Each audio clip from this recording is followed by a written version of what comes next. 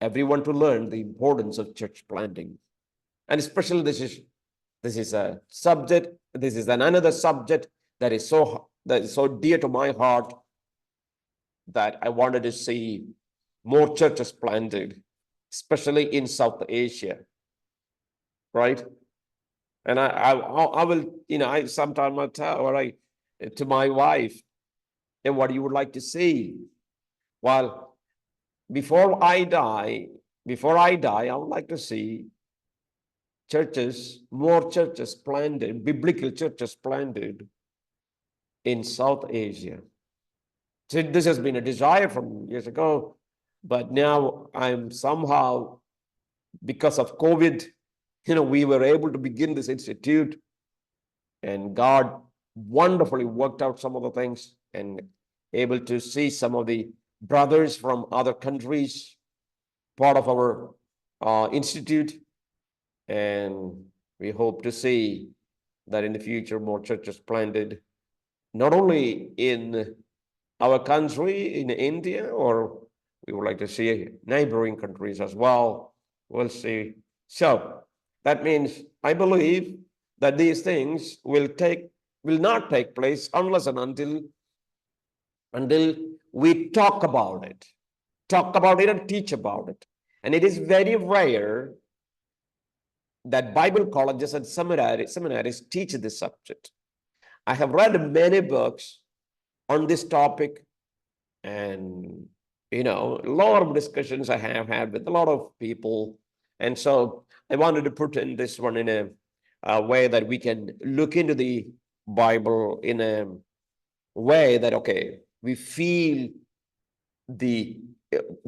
Jesus' burden in our hearts, right? What does Jesus wants actually to take place? That's what we want to talk. So let's begin. Biblical foundations for church planting. I say here in the introduction, church planting is biblical. Starting new churches is solidly based on both scriptural instruction and precedent. It's not only the precedent, but it is also clear scriptural instruction.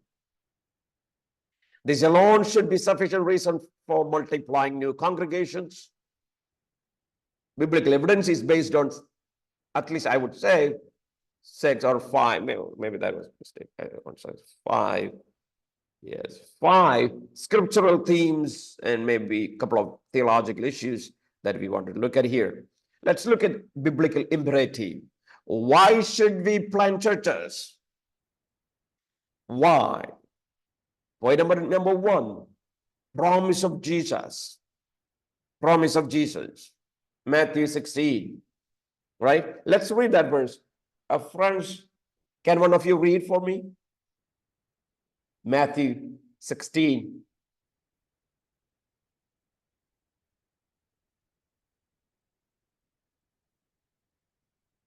Matthew 16, verse 18 and 19. Anyone? And also I tell you that you are Peter, and on this rock I will build my church, and the gates of hell will not overcome it.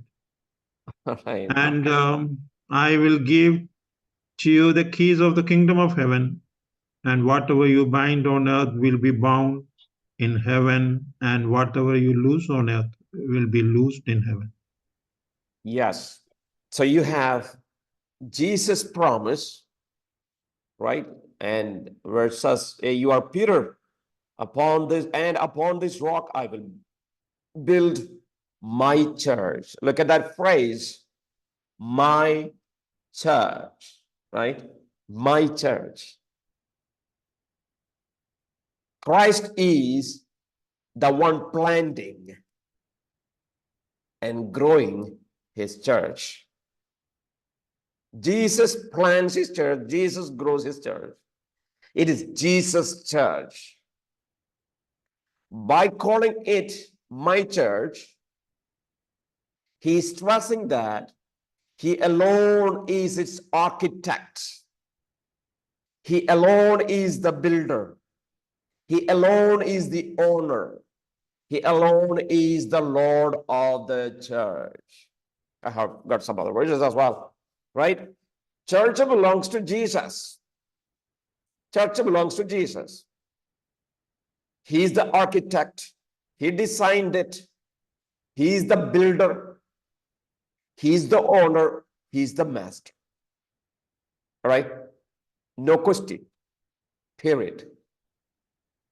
Church planters, like someone like us, we simply join him in his unending work or cause. That is building his church or body is his main continuing work on the earth or this time, right? We say this is this in this New Testament church age. So I say, what we are, who we are, we are simply joining Jesus in this work of Jesus building the church.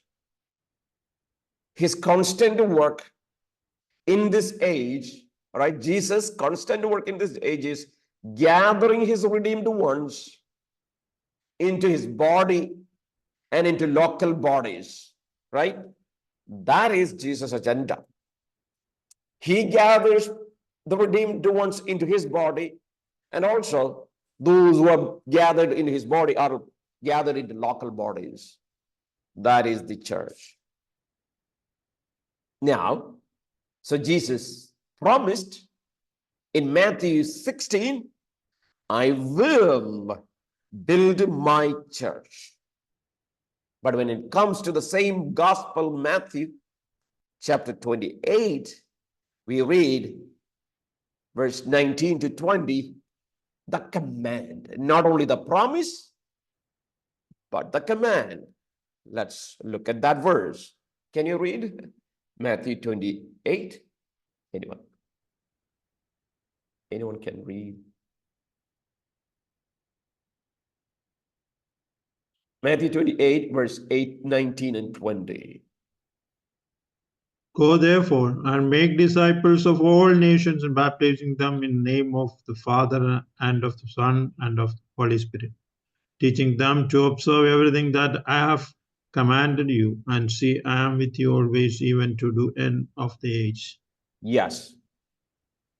We call this verse as Great Commission, right? Great Commission. Matthew 28, 19, 20. This should be the foundational verse of all our churches, right?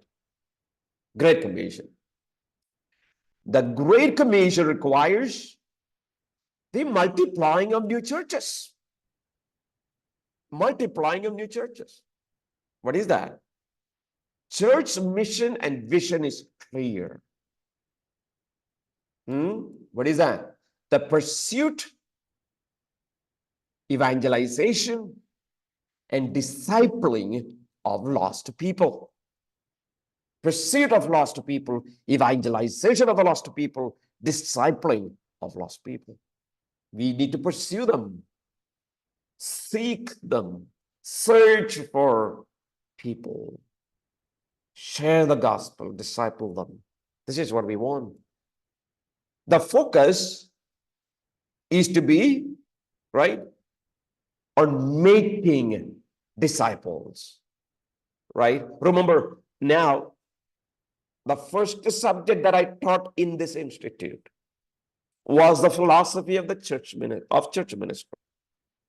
And there in that, so if you have not listened to that class, go to the YouTube. You will see, number one, philosophy of church ministry, right? It should be a class that everyone should learn. Very important. And there in that class, in between, there is a question asked. Who is a fully devoted follower of Christ? Right? So you will see that is what a mature disciples. So the command is making disciples for Jesus Christ. Focus ought to be making disciples, not simply people who call themselves to be believers, right? Our culture has gone far away from biblical culture or biblical way of doing things. We call everyone believers, and it is not wrong because Paul calls people believers, right? Yeah, not wrong, but primarily we are disciples of Christ because believers is a common term that is used for whether you're part of Hindu religion, Islam, or any other. You are believers. You can be a believer of Hinduism, believer of Allah.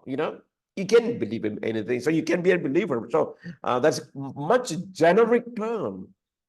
Whereas disciples, especially disciples of Christ, that is what our aim. So I say here, disciple making. The Greek word is given there, matetius, yes, is to be done via threefold method. How do you make disciples, right? That verse that we read today, just now, tells three things, right? Three things. What it says, first of all, what is the three things? Number one, through going, right? Verse 19 says, go. It is the word go is actually not a command, but it is much more a participle form that as you go, as you go. So that is a reference to evangelism. Go and make disciples, right? So going is the first action. Going to share the gospel is the first action. Second action in there is this one, baptize, right? By baptizing. So baptism doesn't take place without evangelism, without sharing the gospel, and a person publicly, or a person believes in Christ. So baptism actually indicates sharing the gospel, or assumes that you went to share the gospel and a person accepted your message or Jesus' message. Yeah, so you baptize. So what does that do? This is publicly identifying converts with Christ and his church. Baptism is always baptism also into the body of Christ. It symbolizes, at least I would say. Here, we already discussed about what does baptism do. So baptizing, that is a second word. Third things, that passage that we read is this. It is with a comprehensive teaching. What did we read? Teaching them to observe all I have commanded, to obey all I have commanded, right? Jesus commanded, and his apostles, Jesus spoke not only by himself, Jesus spoke through his apostles, right? That's the reason in the Bible you have his apostles were given the ability. They worked as prophets, and apostles and prophets were the primary vehicles of Jesus' message. And they wrote it down because Jesus said, when the Comforter comes, I will guide you, apostles, into all truth that I wanted to share. It was Jesus' message. It was not, the message of the apostles was not from within themselves, but it was from Jesus, right? So I say here, disciple making is to be done via threefold method. That is going, second baptizing, third teaching. Number 4, this threefold mandate is best fulfilled in the context of a local church. Yes. only in the context of local church, not any other organization. Local church is divinely designed place, agency for this discipling process to take place. It is the local church responsibility to evangelize. It is the local church responsibility to baptize. It is the local church responsibility to teach. Teach. Local church is the primary place of discipling. Not Bible colleges, not institute, not any other organization or company. It is the local church. Number 5, evangelism in the New Testament does not end with the conversion. It does not end with the conversion. Or somebody saved. All right, I evangelized. No, you did not. Because somebody made a profession, you did not evangelize. Because evangelism in the New Testament does not end with the conversion, and it is never divorced from church planting. Friends, that is my problem with many evangelists. I know there are some people who call themselves to be traveling evangelists, or I don't know, whatever, maybe the kinds of evangelists they wanted to call. But they go and share the gospel, that's it. That is not biblical. It is not biblical. Evangelism by simply sharing the gospel is not biblical. Because evangelism in the New Testament is not divorced from church planting or building of the church. Evangelism is connected to the church. For example, New Testament never speaks of just finding lost sheep, but also of forming them into flocks. In the New Testament, evangelism is always done for the purpose of planting church. No evangelism is done without this purpose. Evangelism must be done with the purpose of planting church, forming them to flocks.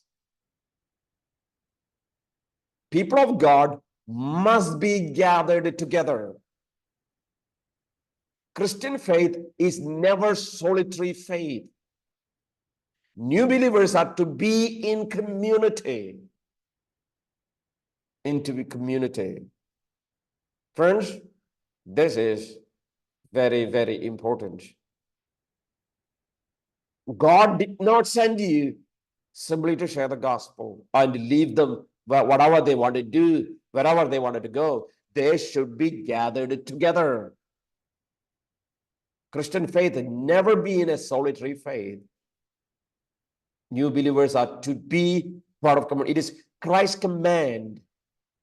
Christ's command. Church planting conserves the fruit of evangelism.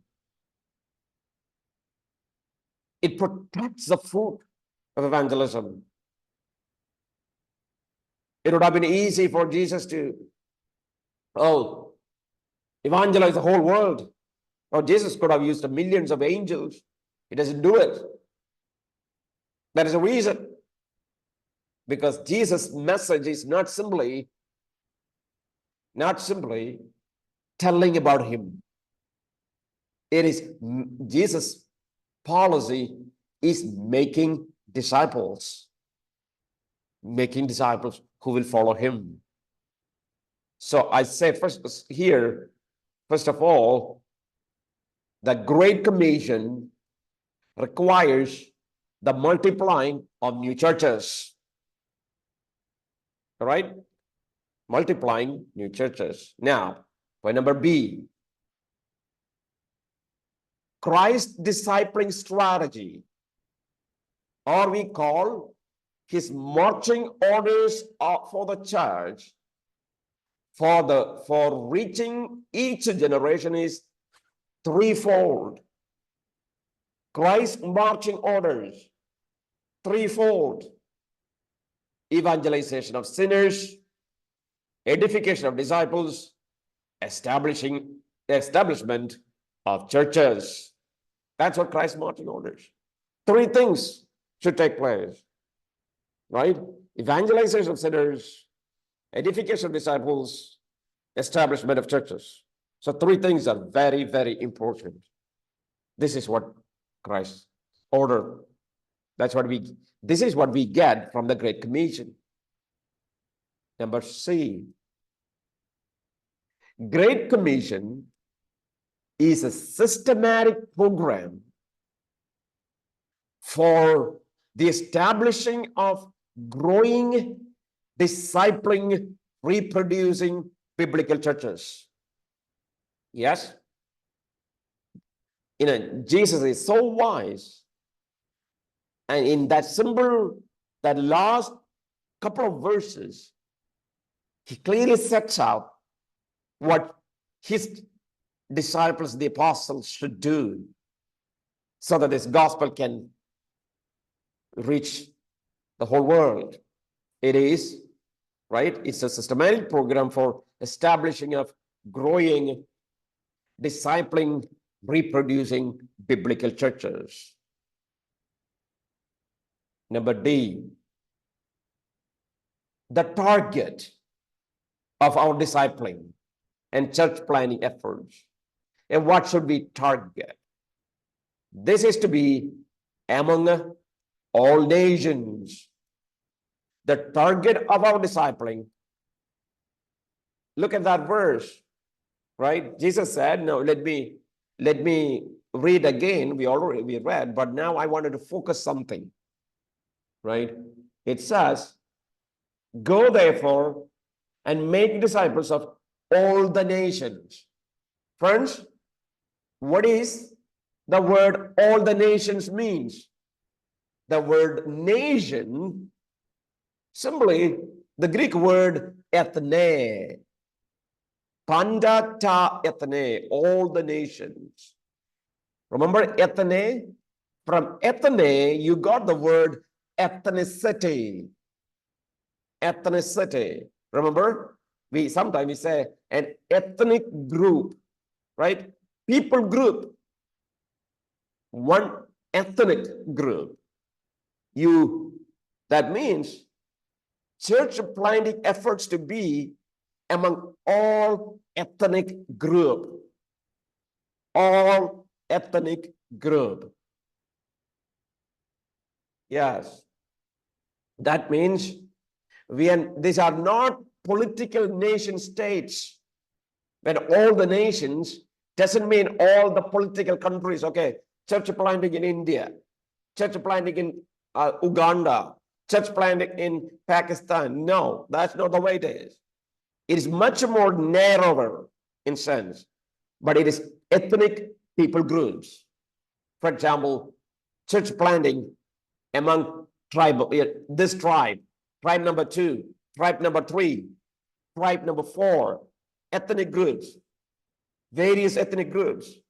Maybe in India itself has got more than 2,000 ethnic groups. More than 2,000 ethnic groups.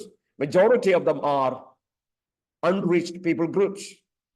That's where church planting should take place. We need church planting efforts to be concentrated in some of these areas.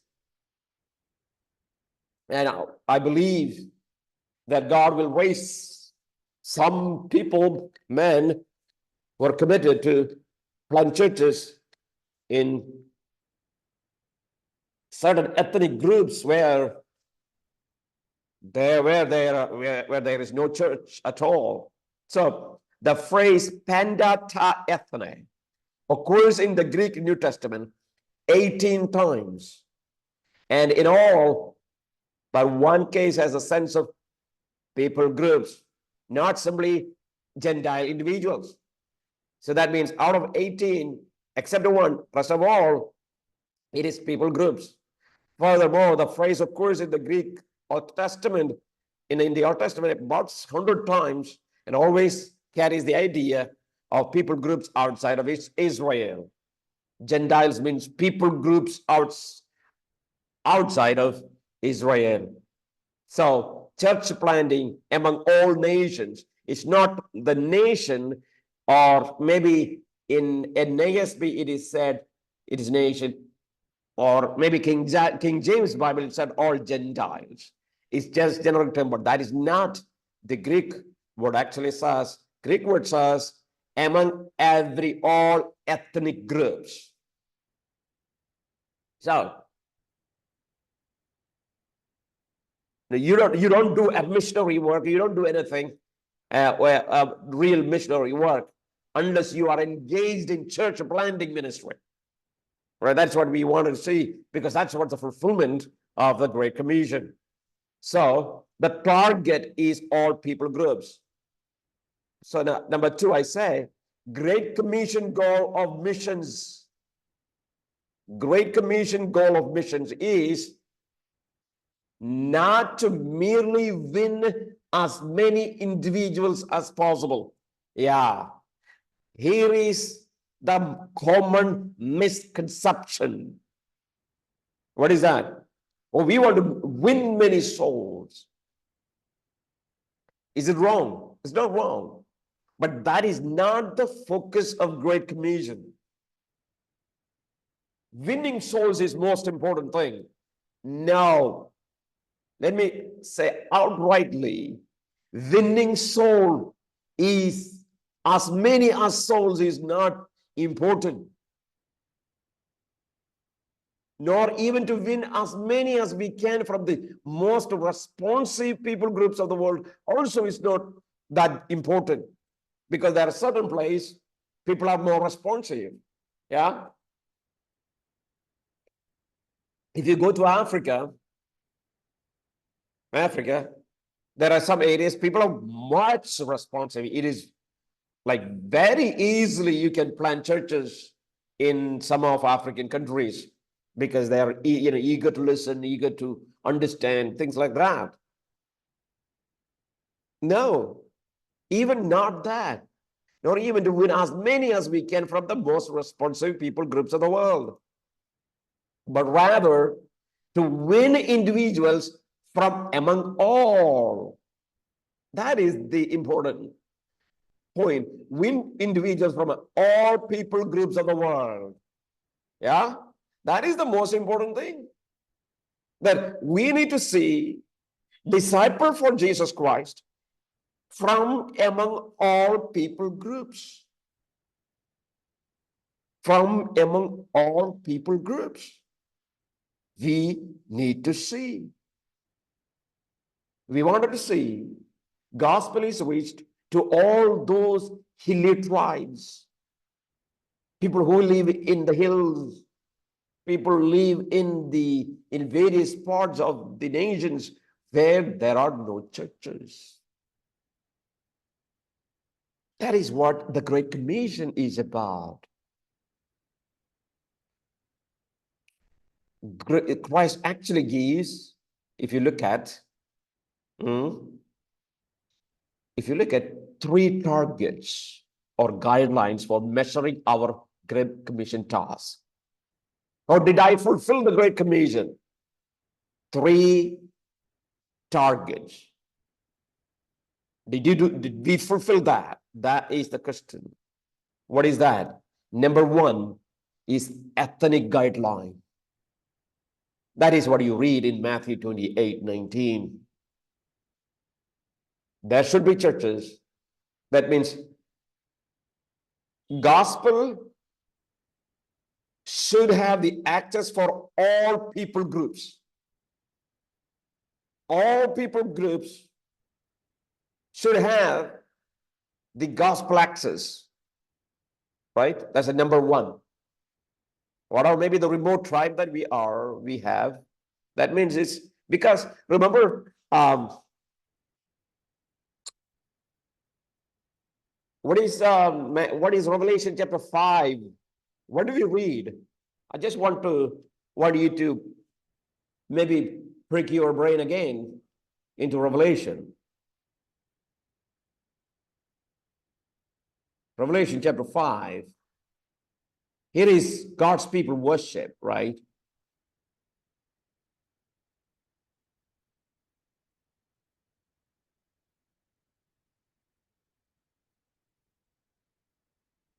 Five 9.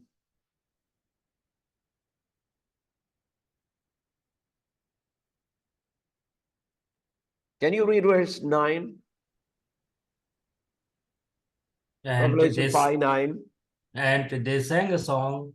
They sang a new song saying, "You are worthy to take this scroll and to open its seals, for you were slain and have redeemed us to God by your blood out of every tribe and tongue and people and nation."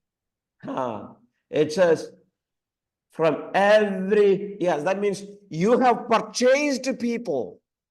Jesus, you have people from every tribe, every language, every people, every ethnos, every nation. Jesus, look at, you have people from all places, language. So that means Jesus has people from all these places, but still we have people unreached. That means Jesus, if Jesus has people there, it's our responsibility to take the gospel to that area, that place where the gospel has not been reached. So there is an ethnic guideline. Second, there is a geographical guideline in Acts chapter 1, verse 8, right? You take the gospel, witness, be a witness. Jerusalem, Judea, Samaria, and in some other translation read, to the uttermost part of the earth, or to the ends of the earth. Ends of the earth. And so that is a geography. Geography, what is the geographical boundary?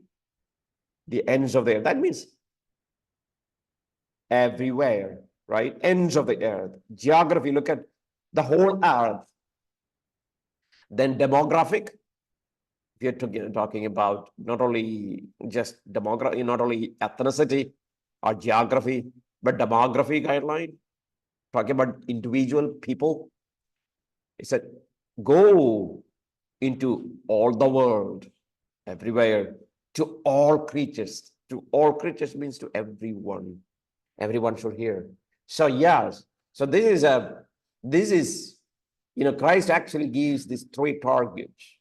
So what we wanted to see is that gospel should have the access in every place, every people groups, every place. Gospel should have access, and the only way to do that is to plant churches. That's what Jesus was saying. So I say here, the target is among all nations. Number E, the promise. What is Jesus' promise? Promise of the commission. The verse that we read in Matthew chapter 28, Jesus said, I am with you in all your days to the end of the age. I'm with you. Yeah. That means I will make sure that I'm with you till you fulfill this great commission. I'll be with you. My mission has to be fulfilled. Look at the all-encompassing scope of the commission. Jesus says, all authority is given to me. You see that all 4 times in those 2 verses, you see all authority is given to me, all nations, all things, teach all things. I will be with you all the days, right? This last term established the commission's duration. How long the Great Commission should be carried out? How long? Till the end of the age. End of this church age, I would say. Until the church age ends, We are here to fulfill it. We are here to fulfill this great commission. So, friends, I wanted to say church planting is serious business. It is just the only way you can fulfill the Great Commission is by planting churches.